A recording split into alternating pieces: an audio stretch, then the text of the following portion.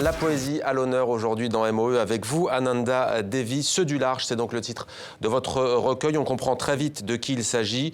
Dans les barques de feuilles mortes, ils portent à bout de fatigue les enfants de leur faim, faim F-A-I-M. Pourquoi ce chant de fraternité dédié aux réfugiés, Ananda Devi?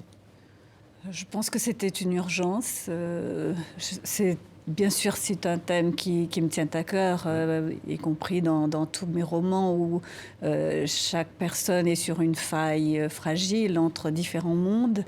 Moi-même étant mauricienne, je suis vraiment profondément hybride, mais je me rends compte à quel point cette hybridité n'est pas vécue par d'autres comme une richesse, mais plutôt comme une source un peu de déchirement ou un problème identitaire.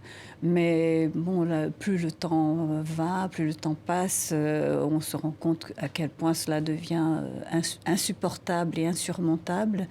Et pour moi, plutôt que d'aborder cela par un roman, j'ai préféré le faire par la poésie parce que chaque mot porte son poids.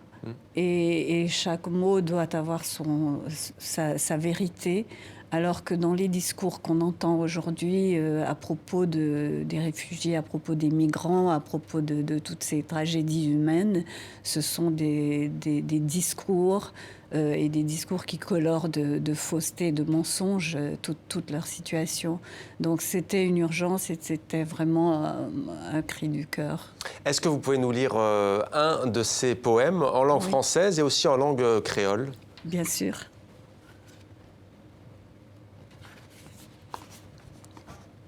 Les pieds sont si lourds quand on quitte son pays, même meurtri, même vieilli. Les pieds sont si lourds de cette boue à l'odeur de métal, à l'odeur de soufre, la semelle figée par la mémoire, les jambes brisées par le passé. Qu'est-ce qui te retient ici qui ne soit déjà perdu?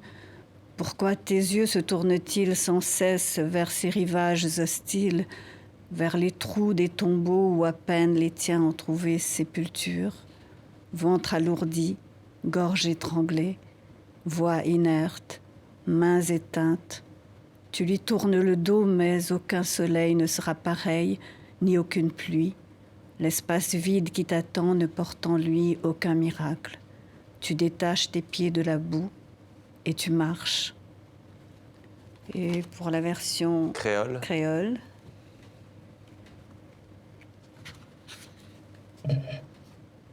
Te pied tellement lourd quand tu quittes ton pays, même s'il est souffert, même s'il est blessé. Te pied tellement lourd et que la boue couleur l'acier qui sentit d'essuif. Te pied prisonnier de mémoire, te la âme cassée par ton passé. Qui fait tout reste là, allez, tout fin perdu. Qui fait tout lisier continuer guette sa la côte en colère là, sa bande trou que te famille in trouve the tom. Te ventre lourd, te la gorge stranglée, te la voix teinte, te la main tremblée. Te tourne te les dos, mais aucun soleil pas pour reconnaître toi, et aucun l'appli. Zissan l'espace vide, et attends-toi, aucun miracle. Te ristes les pieds depuis la boue, et te masser. Pourquoi, Ananda Devi, avez-vous fait le choix d'écrire ces poèmes en français, en créole, mais aussi en anglais, en 3 langues? D'abord, je les ai écrits en français. Ouais. Et puis, comme j'étais aux États-Unis pour parler d'une traduction d'un de mes romans, il m'a semblé que c'était en octobre de l'année dernière, donc avec tout ce qui se passait pour les élections, etc. Je me disais que c'était aussi une occasion de lire ces poèmes. Et donc, je les ai traduits j'ai commencé à les traduire en anglais. Et il m'a semblé que la réception par rapport au public qui venait m'écouter était particulière, qu'il y avait là un débat ou une conversation plutôt à ouvrir, un échange. Et du coup, comme j'ai 3 langues, le français, l'anglais et le créole mauricien, je me suis dit que c'était un message que j'aimerais bien faire passer au plus large. Saber Mansouri, avant de parler de votre roman, peut-être une réaction, la poésie pour mieux mettre le doigt sur ce que vivent celles et ceux, effectivement, que l'on voit très souvent de loin, ceux du large? Bien évidemment, oui.